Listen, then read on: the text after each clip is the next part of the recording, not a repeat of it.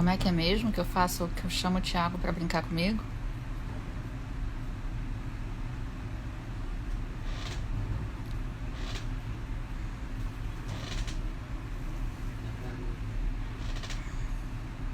Oi, gente.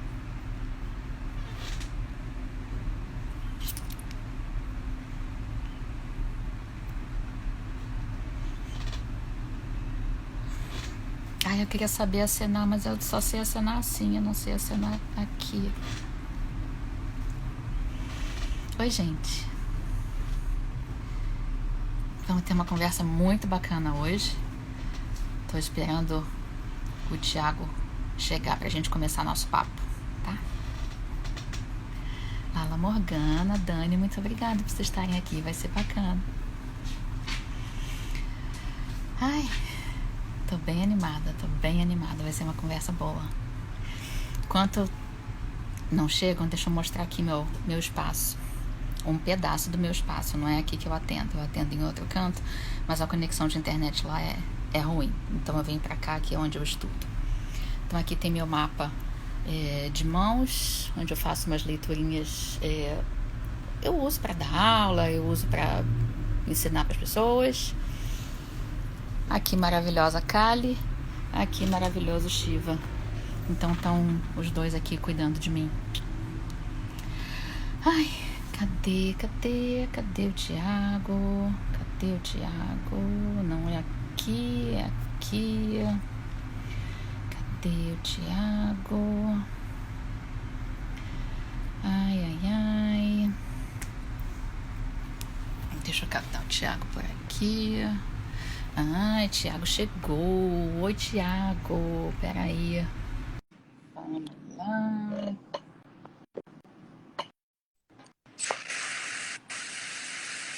Oi, André, Alô? tudo bom? Tudo bem?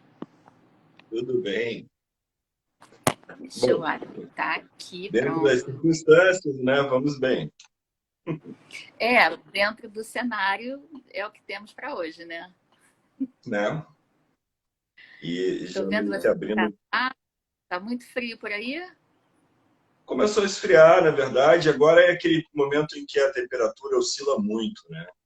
E daí, então, você tem uma amplitude térmica na ordem de 10 graus. Começa o dia com 11, vai a 21, 22, depois volta. Agora deve estar na casa dos 16 e tal. Então, é um Nossa, período que pede da gente essa atenção para você não, teu corpo não sofrer muito os impactos, né, dessa variação de temperatura e é a imunidade também não ser afetada de maneira tão contundente. verdade. Gente, vamos começar a conversar? Deixa eu apresentar o Thiago para vocês. Thiago é advogado. Tá todo mundo me ouvindo bem? Vocês estão me ouvindo direitinho? Só sinalizem se vocês estiverem me ouvindo direitinho. Tiago é advogado, ele é especializado em direitos autorais e propriedade intelectual, que é super importante dentro do que a gente, estuda, do que a gente trabalha. Muitos de nós, assim, eu vou me referir a cartomante no feminino porque eu sou menina, só por isso. Eu sei que tem cartomantes homens sensacionais, mas vou referir ao feminino por uma questão de, enfim, um comodismo. Então, dentro do nosso universo, muitas cartomantes fazem seus próprios baralhos e fazem cursos e tem canais e publicam material. Então, a questão da propriedade intelectual, dos direitos autorais é muito viva dentro da nossa área. O Tiago também é consultor para empresas, é sócio da empresa Conectivos, de produção audiovisual e de conteúdos empresariais. Ainda arruma tempo para ser graduando em psicologia, pós-graduando em administração financeira e para conversar com um bando de cartomantes aqui. Tiago, muito obrigada de você estar super disponível para a gente, obrigada por você estar tendo tempo e vamos começar a bater um papo? Vamos, claro, Então vamos lá. até bastante de uma maneira bem introdutória, assim, uma coisa que me despertou a vontade de participar dessa roda de conversas. é porque o direito ele tem esse amplo espectro, né, de participação e de alcance nas questões da vida, quer dizer. Eu tenho um caminho acadêmico e profissional que vem da comunicação. Eu fazia relações públicas e aí comecei a trabalhar com produções audiovisuais e produções culturais e esbarrava sempre em questões jurídicas, né? E imediatamente eu falei, cara, eu tenho que me apropriar disso, eu vou ter que investigar esse saber e vim fazer o direito já muito orientado, muito pré-determinado a trabalhar com cultura. E quando eu comentava isso com os meus colegas de faculdade, havia uma certa surpresa, né? Uma enorme surpresa. E uma coisa curiosa, que é o que o direito tem a ver com cultura, né? E essa dificuldade das pessoas entenderem o quanto que o direito permeia a vida, né? Permeia a vida, ele acaba incidindo sobre todos nós, né? Direto ou Eu, indiretamente. eu trabalhei com cultura, eu trabalho com cultura também, com direitos de material de televisão, de cinema. Então, isso também sempre foi uma verdade muito presente na minha vida. E aí, quando eu vejo algumas coisas acontecendo, pegar o material do amiguinho, eu fico louca com isso. A coceira, porque me deixa muito agoniada essa questão das pessoas usarem material um do outro e não darem o devido direito, valor, enfim. Mas Uhum. vamos começar a conversar falando do mundo da cartomancia. A gente começou a bater um papo há uns dias atrás para o Tiago não é cartomante, gente. O Tiago é advogado.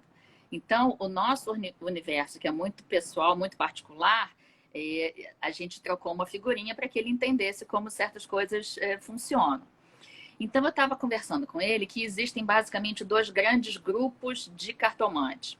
Quem estuda muito, quem lê, quem se interessa, se forma, busca assistir vídeo, fazer curso, ter contato com outras pessoas, que é o grupo que se interessa muito pela cartomancia como um todo, e o outro grupo que se interessa só em entender resultado, significado de carta e deixa rolar e vamos seguir. E a gente acabou falando um pouco do bom profissional e do mal profissional dentro da abordagem jurídica, dentro do direito, incluindo todo mundo. O bom médico, o mau médico, o bom dentista, o mau dentista, o bom cartomante, o mau cartomante, o bom padre, pastor, pai de santo, o que for, e o mau profissional também dentro dessa categoria. E aí a gente falou um pouco de responsabilidades dentro das nossas consultas, quando a gente abre uma mesa de jogo e como é que a gente fala com o nosso consulente, até que ponto isso pode trazer uma certa responsabilidade civil dentro do nosso trabalho. Tiago, me ajuda nessa. O que você me conta um pouco? O que você pensa sobre isso? Então, primeiramente, trazer aos espectadores aí do nosso bate-papo uma orientação de como a gente vai dividir a nossa conversa, no sentido de que campo a gente vai estar dialogando. A ideia é que a interação seja intensa, então eu vou fazer uma primeira fala dos aspectos gerais, dos conceitos relevantes do que define e como é pensada a responsabilidade civil, onde ela se coloca no direito, como que ela é traduzida, né, sobre a relevância jurídica. Né? E aí é muito importante, e esse primeiro momento, essa primeira minha fala, ela vai num campo realmente muito da teoria do direito, mais do que o direito objetivo que está inscrito na lei, qual é a função, qual a natureza do direito, né? Uma vez ele é lido como métrica organizadora, valorativa de uma sociedade. Bom, muito além das premissas de quem institui e de quem faz valer o direito na forma do julgamento, né, na última instância, em um processo judicial, a responsabilidade civil ela está concebida no campo das relações intersubjetivas, né? E O que essas que, relações, que são relações intersubjetivas? então, são as relações que se dão entre os indivíduos, né? Se dão entre as personalidades. No campo do direito, a gente tem as personalidades civis e as personalidades jurídicas, né? O famoso CPF e PJ, né?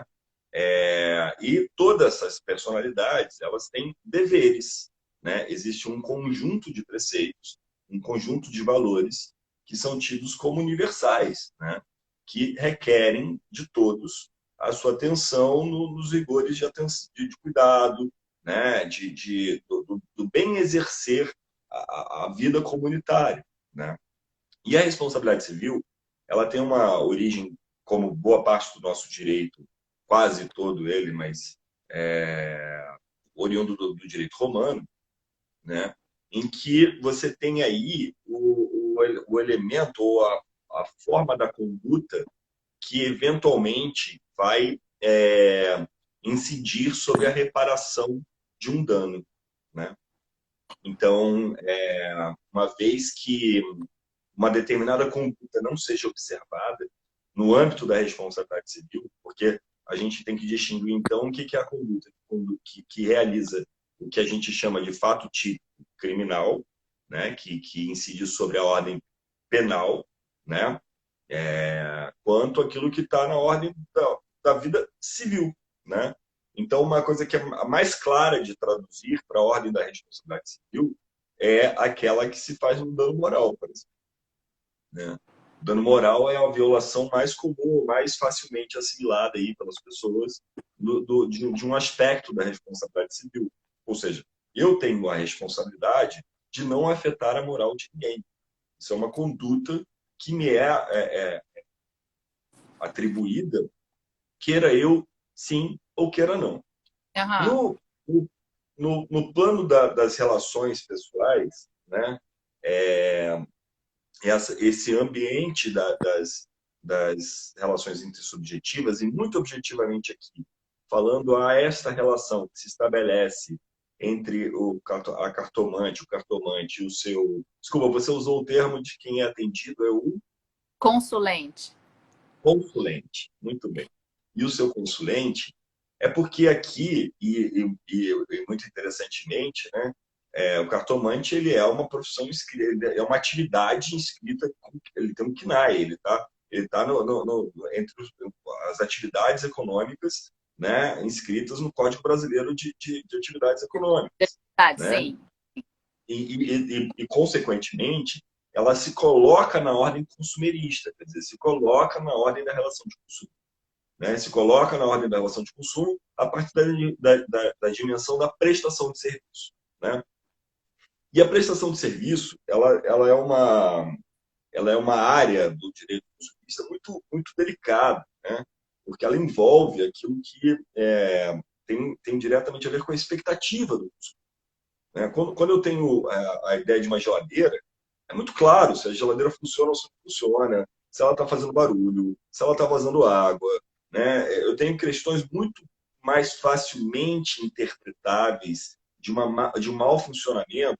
Por exemplo, se a loja que me vendeu entrega essa geladeira com defeito, arranhada, amassada, né? Então, isso tudo é muito mais facilmente perceptível, né? Quando eu entro na ordem da relação de serviço, que vai para o campo desta relação sutil, né? Essa relação menos clara, né? Fica muito mais complicado. E aí entra em cena um dever de quem presta esse serviço de cumprir, sobretudo, o que a gente chama de dever de informação, né? A necessidade desse prestador de serviço deixar muito explícito os seus serviços, né? Deixar muito claro, André, você está me ouvindo? Aí a gente, desculpa te interromper. Nessa Sim. parte da prestação de serviço, a gente entra num momento delicado que é a linha que divide as áreas. Porque a gente trabalha muito com o subjetivo, com o conceitual. Apesar da gente entender a leitura das lâminas e dos significados e das combinações e tudo mais, é uma coisa muito com base na interpretação individual de cada profissional. E aí você falou da relação cliente. Há momentos em que o cliente não gosta do que o cartomante fala, do que a cartomante está falando. Apesar de ser o que a gente está enxergando ali. Mas há um momento em que o cliente não gosta daquilo. Não estamos falando do acontecimento se manifestar ou não. É só da pessoa estar esperando ouvir alguma coisa e acabar ouvindo outra, por exemplo, nesse cenário. Não estamos julgando índole, não há julgamento de valores aqui. Como é que você consegue definir essa questão da prestação de serviço? Eu não estou satisfeita com o que a cartomante está me dizendo. E como é que a gente genera isso? Eu queria primeiro exercitar uma reflexão num tempo antes dessa pergunta, André, pelo seguinte. Eu, enquanto prestador de serviço, e eu, advogado, sou um prestador de serviço, eu preciso, no meu ato negocial com esse cliente, né, e o primeiro ato que vincula é a publicidade. Tá? Então, assim, a sua divulgação ela vincula a sua prestação de serviço. A sua publicidade, ela vincula a sua entrega.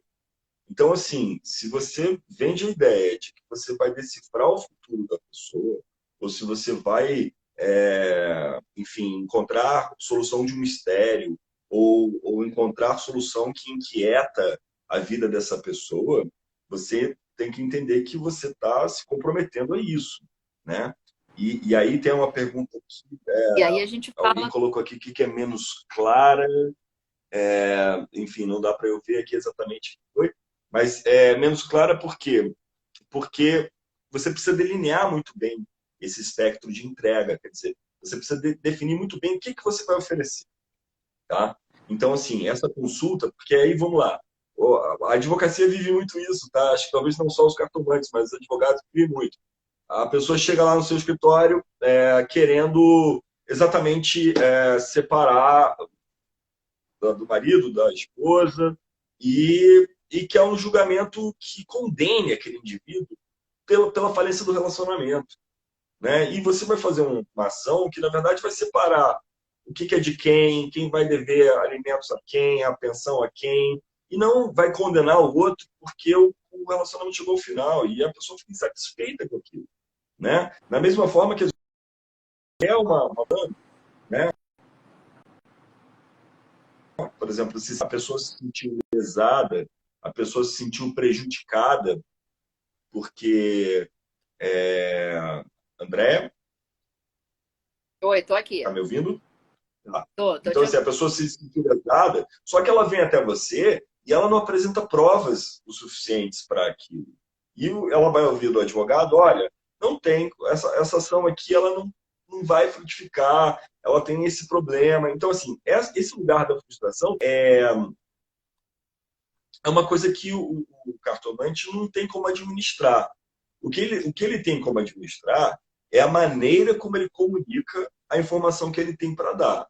A Então, partir do conhecimento técnico, a partir do conhecimento partindo principalmente, né, da forma que ele divulga o trabalho dele.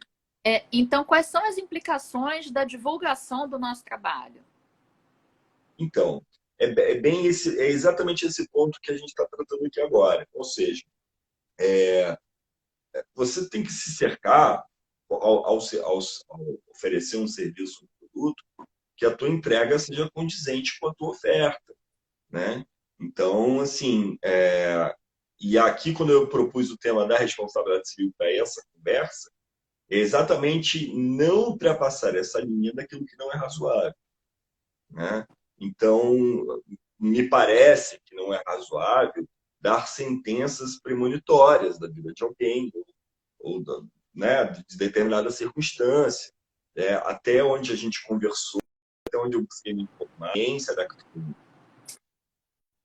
negocia, você tem que há ali uma conjuntura de fatores que podem inclinar a determinados eventos, podem inclinar a determinadas consequências, né? Trazendo luz a essa leitura ancestral, a essa cultura, né? De exercício, né? Holístico, né? Da interpretação da vida e do mundo, né?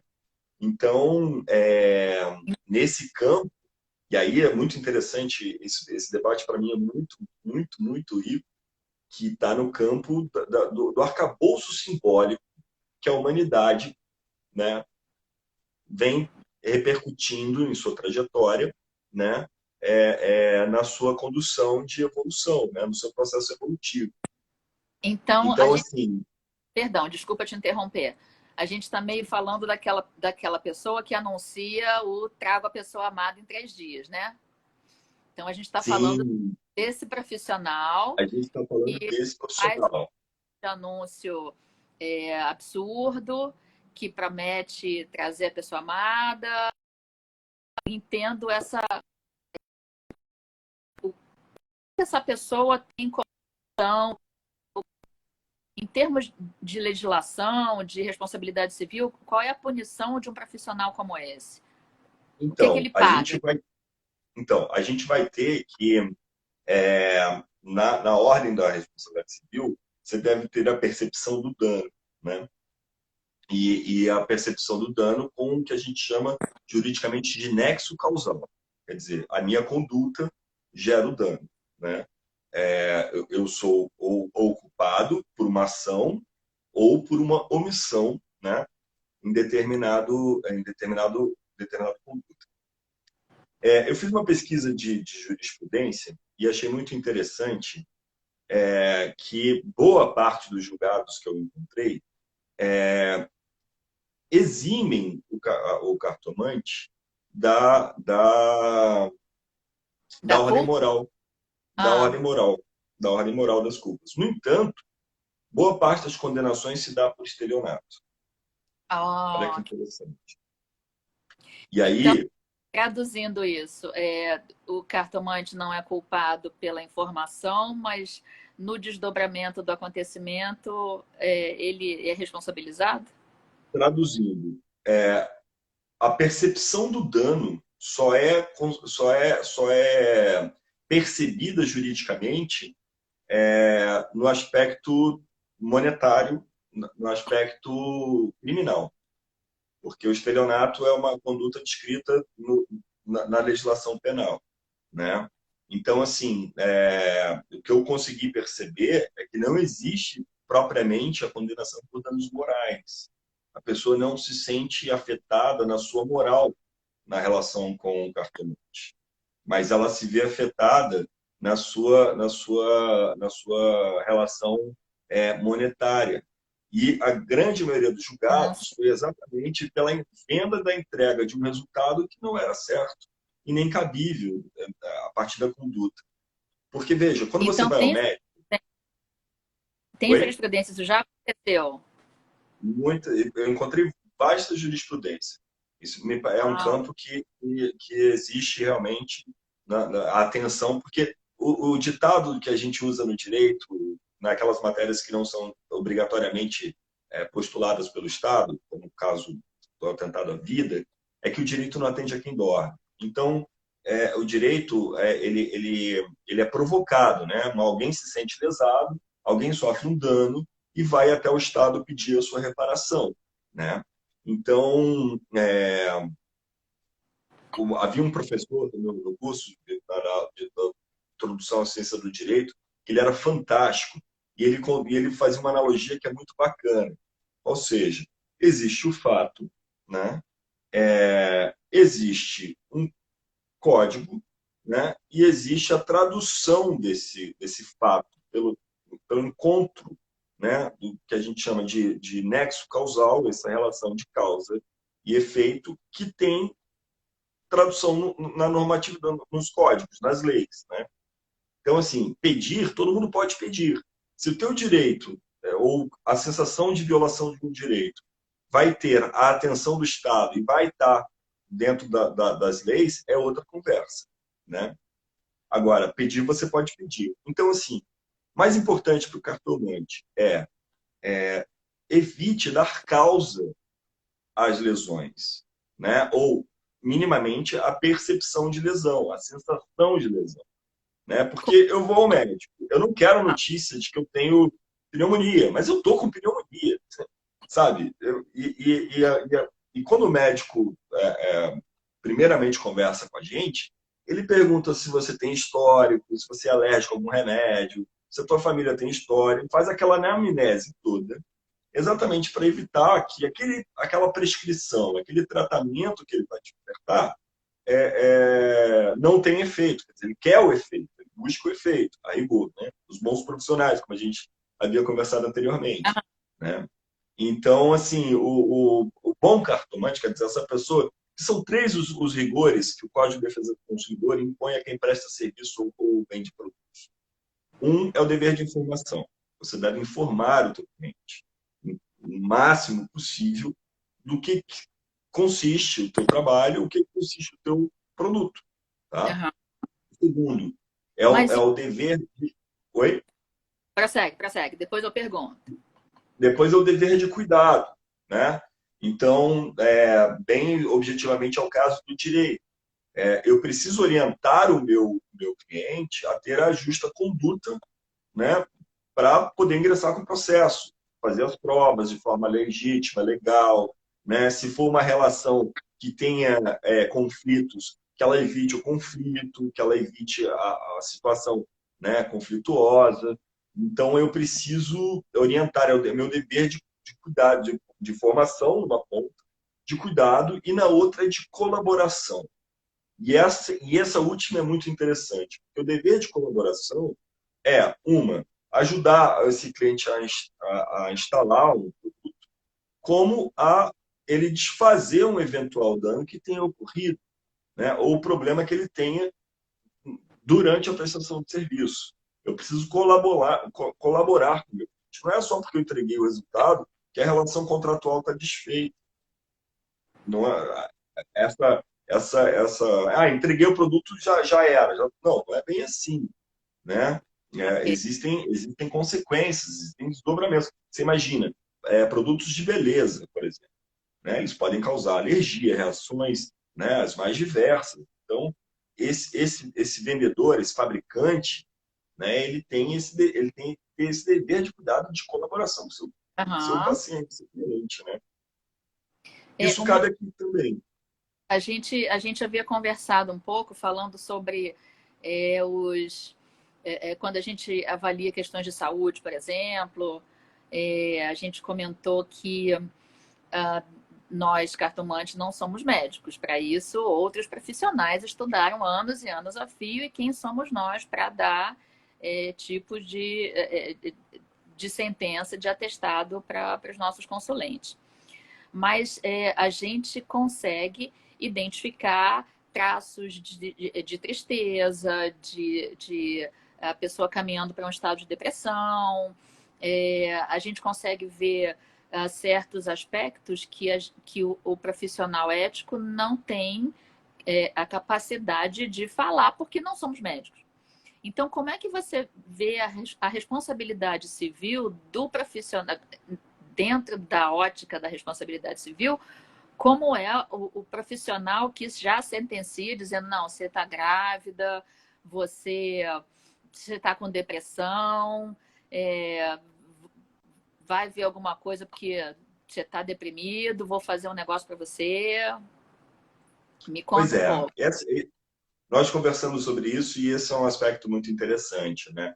Ainda mais quando a gente interpreta que boa parte dos perfis dos cartomantes e das cartomantes, eles conjugam uma série de saberes, né? E todo um grande arcabouço holístico de abordagens da vida, né? Da alimentação, né? Fitoterápicos e outros tipos de componente. Mais importante aqui é aquilo que está no limite da sua atuação profissional. Então, o que não te cabe medicar, o que não te cabe induzir a diagnósticos, né? Porque a nossa sociedade, ela se delimita na ordem linguística, né? As profissões, todas elas, são distinguíveis pelo o conjunto de terminologias da sua área. Então, Uhum. assim, cabe ao psicólogo, cabe ao psiquiatra interpretar se a pessoa está deprimida, né? Você pode, mas, né, ter a leitura de que a pessoa está triste, que a pessoa está, né, melancólica, né? Isso está na ordem do dia da vida. A gente olha, conversa com um amigo, conhece aquele Aham. familiar e vê no rosto, né, que aquela pessoa não está bem. Mas E eu daí, eu oi? te pergunto, perdão, eu te pergunto assim, interessadíssima, porque eu sou a rainha do banho de ervas. Então, eu recomendo banho de erva para todo mundo. Não há quem venha aqui no meu consultório que não saia já com uma garrafinha de banho de ervas na mão. Então, eu fico no receio de estar andando naquela linha onde eu sei que o banho de ervas é bom, eu sei que ele vai funcionar, mas existem outras questões médicas, psicológicas, do que for, que não me cabem.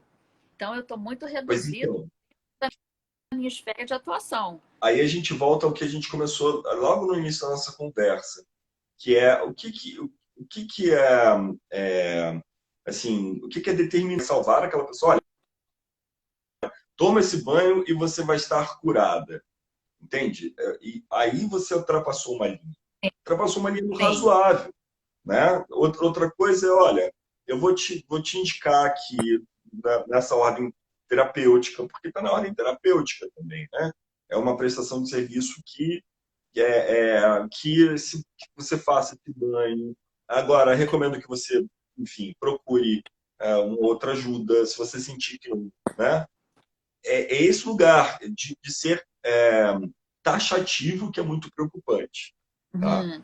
É, Até porque a gente vai, as pessoas buscam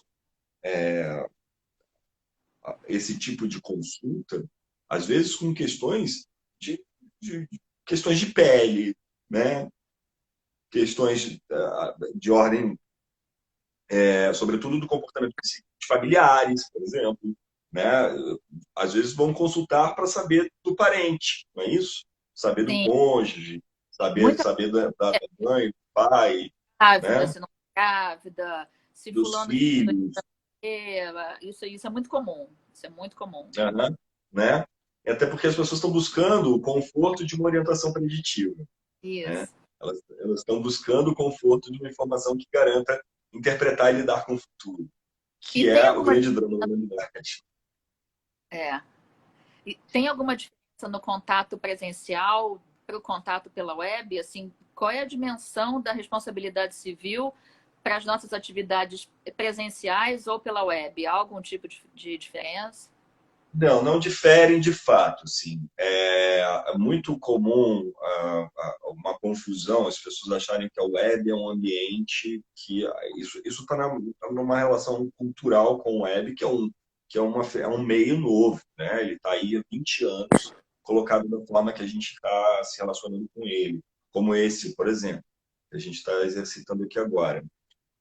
Mas, objetivamente, em termos legais, não existe extinção, né? E revigoro o que eu apontei no início, que, sobretudo, a tua relação pré-contratual é decisiva para garantir o teu posicionamento, ou seja, como você oferta seu serviço e o que você informa o teu cliente de como vai ser, até onde vai a responsabilidade do seu serviço, o que que ele garante ou não garante. Essas são questões essenciais que você precisa estabelecer com o seu consulente, tá? Porque elas são decisivas para dar a linha do que onde esse cliente está frustrado ou não e onde ele eventualmente foi lesado ou não, né? Então, assim, até a própria atribuição de valor, uma vez que a gente está falando de uma prestação de serviço que tem uma relação pecuniária, né? Isso é decisivo, tá? Para que depois não seja indagado de que não tem entregue o produto ou serviço, ou você tem entregue além do que você havia E se proposto. Que essa é outra questão. você falou a gente voltando, falando um pouco do... Você disse, dano percebido é quando há estelionato, quando há algum tipo de Então, cobrança é, indevida. Vamos voltar um pouco é nisso. o meio jurídico, na verdade, né, a forma porque as pessoas buscam o judiciário, né? Então, tenho no direito a percepção de que o advogado é o primeiro juiz da causa, né? Porque cabe a gente interpretar aquele fato à luz da legislação para saber se o Estado vai dar atenção ou não àquele fato, né? E que tipo de narrativa e que descrição legal eu tenho que colocar para pedir a atenção do Estado, né? Então, o que acontece? É muito comum uma determinada conduta ter danos morais e danos materiais. O acidente de carro, por exemplo. O acidente de carro, você tem danos estéticos, danos morais, psíquicos, né? Você tem danos materiais, porque você pega o carro, a propriedade, né? Então, ainda mais em questões de óbito, perda de membros, ou enfim, né? Esses aspectos eles não estão numa única causa. Você vai ter o espectro civil da ação e você vai ter o espectro criminal da ação, né? Então, o que eu percebi no estudo jurisprudencial no ambiente da cartomancia? Uhum. Que, no âmbito civil, se tornou muito difícil a análise do nexo causal.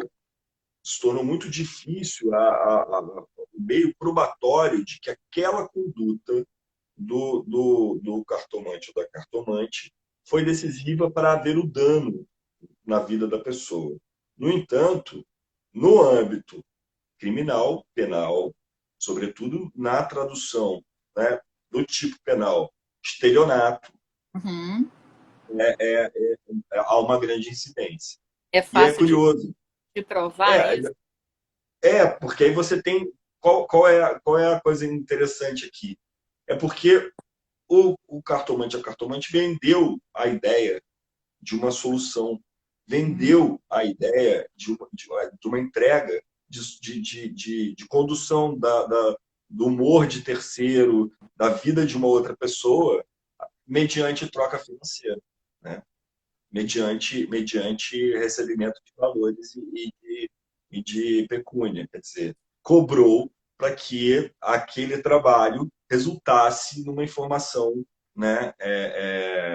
E mais, muitas pessoas, eu vi alguns julgados, um até muito interessante no Rio Grande do Sul, que uma família, um casal de empresários, né, teve por um ano uma relação com uma carteira de R$ 1.000, Meu porque eles Deus! durante um ano, né? Mas você vê o tamanho da crença, porque prestação de serviço é o que a gente chama, a grande maioria das prestações de serviço são de caráter personalíssimo. O que isso quer dizer? Quando você procura o médico tal, você quer tratar com o médico tal. Você tá procurando a pessoa do médico, né? Quando você procura o advogado, você está procurando a pessoa do advogado. O arquiteto, você está procurando aquele arquiteto, você não está procurando arquitetos, né? O cartomante também, ele tem esse vínculo personalíssimo e ele se dá Sim, numa relação de profunda confiança, sim, né? sim. Então, esse julgado em particular, o casal tomava as decisões estratégicas da empresa a partir da orientação da Meu cartomante. Deus!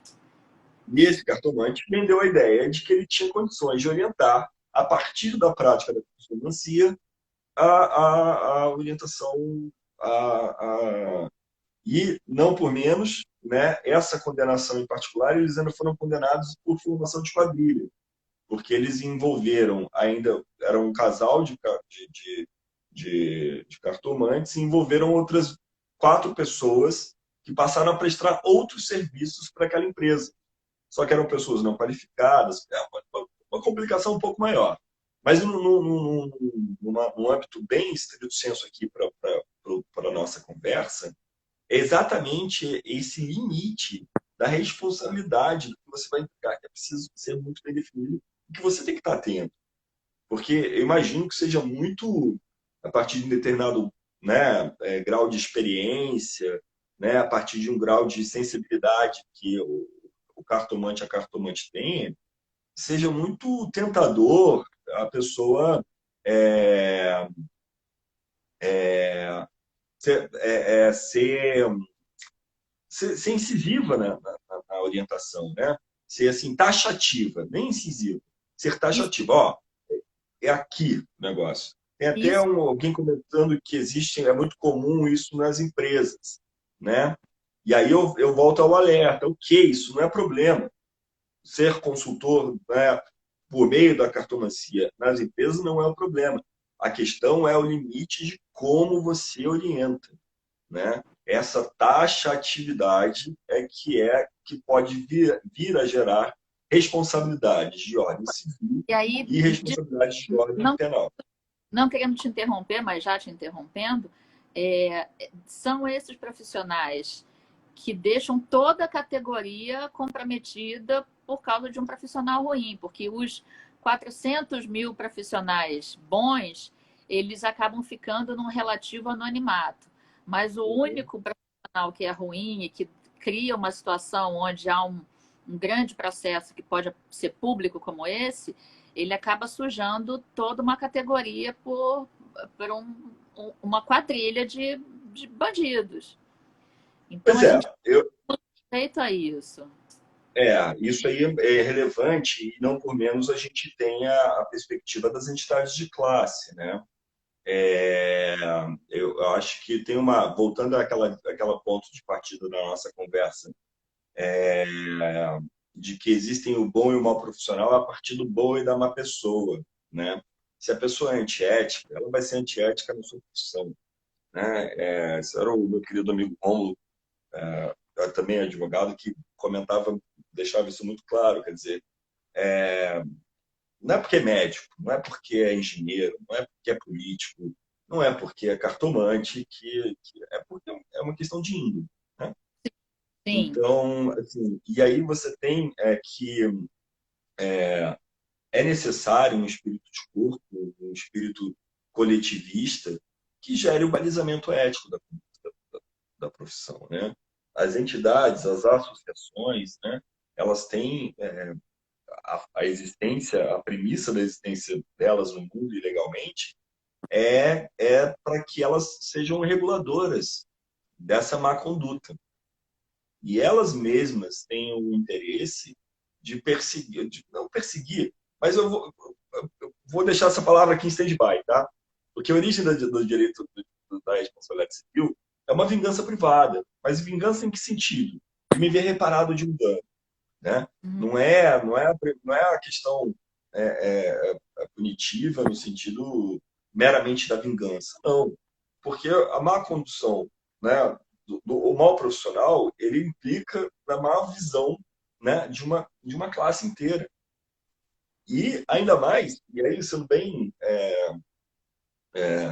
Uma vez eu advogando, se eu estivesse advogando é, é, em razão de uma causa da conduta de um cartomante ou uma cartomante que implicasse a classe, né, uma má visão, né, preconceito, eu ainda colocaria mais por ser uma profissão, por ser uma atividade econômica, né, que é mal compreendida, né, que é colocar, que tem já traz consigo um enorme preconceito, né? É verdade. Aí até comentando aqui com os colegas que estão assistindo e do registro, algumas pessoas falam assim: Nossa, mas que é isso? Como assim você vai falar com cartomante, né? Vendo? Tá vendo? E Porque não. com a gente é super legal. E a grande surpresa dessas pessoas é descobrirem que a atividade está inscrita como atividade econômica no Cadastro Brasileiro de Ocupações, né? Que tem Ai, ai, lá o CNAE, que ai. que que tá no mundo, né? Tá no mundo, né? Não só pelo mundo fático, porque tem que distinguir isso, né? o que que é o mundo fático, o mundo dos fatos, o mundo da vida, e o que que é o mundo juridicamente relevante considerado, né? Porque essa é uma outra discussão no campo do direito que é bastante interessante também. Isso acaba, essa questão do preconceito, de como as pessoas nos percebem, isso vem lá de trás daquela época. Quando a gente fala de cartomancia, as pessoas pensam imediatamente em cigano, né? Então, imediatamente você pensa em cigano. Eu faço leitura de mão, aqui atrás tem um posterzinho com mapa de mãos.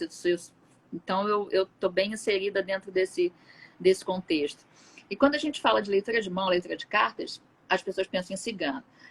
Lá atrás, antes da sociedade civil estar organizada como ela está hoje, os ciganos eles eram um grupo completamente alheio à sociedade, porque eles não se registravam, não tinha certidão de nascimento, não tinha CPF, não tinha identidade, não tinha... Então eles eram um grupo distante. A organização social exigiu que eles fossem registrados e virassem cidadão como qualquer outro. Mas lá atrás, a comunidade cigana não era percebida na sua totalidade. Quem é que aparecia? Era o cigano que fazia arruaça, era o cigano que aparecia bêbado, porque ele era apontado como um elemento negativo dentro de uma esfera boa. É o que a gente acabou de falar agora, de uma comunidade inteira de cartomantes maravilhosos sendo sujada por um indivíduo que é ruim, um elemento ruim. E aí esse preconceito vem lá de trás até agora. E a gente precisa, nós como categorias de cartomantes, lutar 3 vezes mais do que qualquer outro profissional para a gente provar que basicamente somos honestos. O básico do básico. Então, que nós estudamos, que nós somos honestos, que a gente não vai trazer a pessoa amada em 3 dias. Enfim, a gente já entra, entendo, perceba a situação, a gente já entra com uma certa negatividade, tendo que provar que a gente é honesto. Já começamos devendo. Uhum. E aí a Bom, necessidade de fazer uma organização onde a gente consiga ter um grupo coeso e dinâmico, onde a gente seja participativo, onde a gente tenha voz ativa, onde a gente seja respeitado, um conselho de classe, uma organização de classe. Acho bacana eu essa. sinceramente acho que isso é um caminho natural. Muito sumariamente enxergo certa dificuldade a um balizamento muito de rol de condutas ou iniciativas, né, para a profissão. Então, essa definição desse limite da atuação profissional do cartomante e da cartomante é realmente um estudo de caso a caso. Mas haver uma associação, haver uma entidade de classe, né, na ordem de uma federação e tal, que busque estar atento a isso, me parece saudável. Me parece saudável, sobretudo, por conta disso, que garantir a boa visão ou interpretação, né, do, do, dos bons profissionais, quer dizer, manter o bom nome da profissão, né? Eu vou fazer uma piada aqui perigosa, né? Porque em vídeos a gente pode ser cortado e ser mal interpretado, mas desconfiança a priori o advogado também sofre, né? Assim, né? A gente tem, as pessoas têm, advogados, sempre o receio. São algumas profissões que as pessoas estão sempre um pouco o pé atrás, né? Verdade. É, Não. Então, assim, mas ainda assim, isso só aumenta o dever de cuidado e a responsabilidade, e a gente volta ao tema da responsabilidade civil, né? Que são essas condutas, são essas práticas que eu preciso garantir para que o meu cliente seja informado em tudo que ele precisa ser informado. Então, assim, por exemplo, dando um exemplo sobre a atividade do advogado. Se você tiver um advogado que falar para você que a causa ganha, eu recomendo que desconfie, Aham. porque você pode ter o melhor direito, mas você pode ter um péssimo processo e você vai perdendo o processo, entende? Então, assim, As pessoas têm uma dificuldade com o senso de justiça em razão. O senso comum tem uma dificuldade para o direito em razão disso, né? Porque às vezes é público e notório, mas a condução do processo não leva a atenção que o Estado deveria dar para aquela questão, né? Não, e entendo o que você diz com relação a o advogado que entra dizendo, já de processo ganho. É muito com o que acontece na nossa esfera aqui, quando aquele mal profissional diz, não, esse cara vai voltar para você, não, esse emprego já é seu. Essas afirmações, é, entendo o que você diz, porque isso reflete um pouco na nossa história também. É, voltando um pouco, a gente estava falando dos deveres. Você falou do dever de informação, dever de cuidado e dever de colaboração. Essas são obrigações que a gente precisa divulgar quando a gente exerce as nossas atividades? Não, não assim de forma tão explícita, né? Mas você tem que ter isso no seu conjunto de ações. Então, assim, de novo, ao divulgar o seu trabalho, delimitar muito bem qual é o escopo, né, qual é a finalidade, o que, que ele vai entregar, como que você vai entregar, qual é o tempo de duração dessa relação contratual, né? Isso tem que estar muito claro. A pessoa tem que conseguir interpretar isso de maneira absolutamente translúcida, né? No dever de cuidado, é na condução da atividade, você checar se a pessoa está compreendendo o que você está dizendo, se ela não está com uma má interpretação, porque o viés da minha intenção é o meu filtro de leitura, né? Então, o meu filtro de leitura perturba e prejudica a real informação, né? Ela vicia a real informação, né? Então, se eu já vou até uma cartomante com um viés absolutamente, né, orientado, eu estou prejudicado, né? Uhum. O que o cartomante me disser, eu já vou começar, vou sempre fazer a ligação ali com aquele fato. Eu tenho uma experiência Sim. de vida de um momento triste que para mim foi muito importante e eu reporto ela porque ela faz parte, né, da minha construção como pessoa e de leitura de mundo. Eu perdi minha mãe com 17 anos e, no momento do luto, no período do luto, tinha um vizinho que participava de um grupo religioso e tal, com uso de bebidas psicotrópicas e tal. E esse cara me abordou, dizendo: você tem que ir lá porque sua mãe está te chamando, está pedindo por você. E eu olhei para aquele cara, eu tinha 17 anos de idade, falei: que canalha, né? Que canalha. Porque eu aqui, vulnerável, no luto, se eu vou até lá, tomo essa bebida, me boto no ritual, é claro que eu vou conversar com ela. Claro que eu vou. Claro que ela vai aparecer. Porque eu estou todo inclinado àquilo, né? Certo, Eu certo. estou todo inclinado àquilo, eu estou no ápice, eu estou pedindo aquilo na minha vida. Então, assim, o terapeuta da cartomancia tem que ter muito cuidado, isso é um dever de cuidado, né, com o seu consulente, né, porque ele tem que estar atento de que esse consulente está ali inclinado a ouvir determinadas coisas, ele quer escutar aquilo, né, e é como você falou, e aí eu te respondo até mais objetivamente, que naquela hora nem foi tão objetivo. Há problema nenhum de você dar outra informação. Isso não vai te responsabilizar por dano. Ao contrário, isso é uma informação de defesa. Se a pessoa for procurar o judiciário porque se viu né, sofreu um dano, acha que sofreu um dano, e recebeu a resposta que não era aquela que ela procurava, parabéns para você. Você está com uma ótima. Você tem um bom Ótimo. elemento de defesa, entendeu?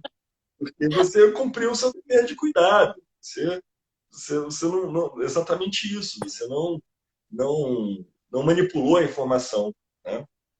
E isso é muito rigoroso, né? E aí, voltando, imagino que muitas relações, consulente e cartomante, criem um alto grau de dependência, né? Imagino, tá? Estou aqui fazendo uma Acontece. loucuração. Então, a pessoa busca esse cartomante para ter segurança na tomada de uma decisão, né, para o avanço da vida.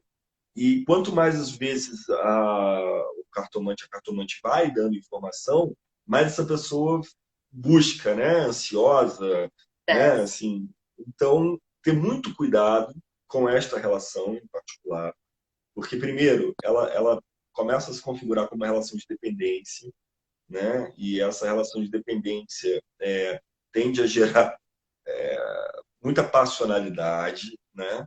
E a partir dessa passionalidade, pode haver um certo deterioramento da relação, né?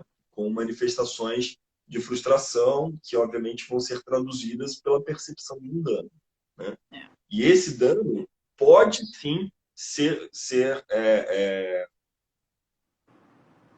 constituído ou configurado com viés jurídico, né? O que, no mínimo, vai causar um enorme transtorno para esse cartomante. Ele pode não ser condenado, mas só o fato de ter que encarar um processo judicial já é bem cansativo. É um problema. Bom, Thiago, eu te agradeço. Nosso tempo está acabando aqui. Daqui a pouco o Instagram vai cortar a gente. Então, adorei a nossa conversa. Foi muito bacana, bem esclarecedor. Acho que a gente pode marcar um novo bate-papo para a gente entrar um pouco, talvez, em direitos autorais, talvez nas nossas produções. E a gente fala mais um pouquinho. Espero você confirmadíssimo para o nosso encontro de cartomante no dia 31 de outubro. Você Tá ótimo. Então, tá na concorda? agenda. Para mim foi um prazer fazer esse exercício. Ainda mais, como eu comentei no início da conversa, essa dimensão mais ampla do direito, dar notícias de como o direito abraça as várias frentes da vida, é uma coisa que me agrada demais. E foi um prazer conversar com você também, André. Eu Obrigado, adoro. viu? Obrigada. Obrigada, pessoal. Todo Tchau, mundo que tchau. viu, todo mundo entrou que saiu, entrou e saiu. Muito obrigada a todos. E a gente se vê. Tchau, tchau. Tchau, tchau.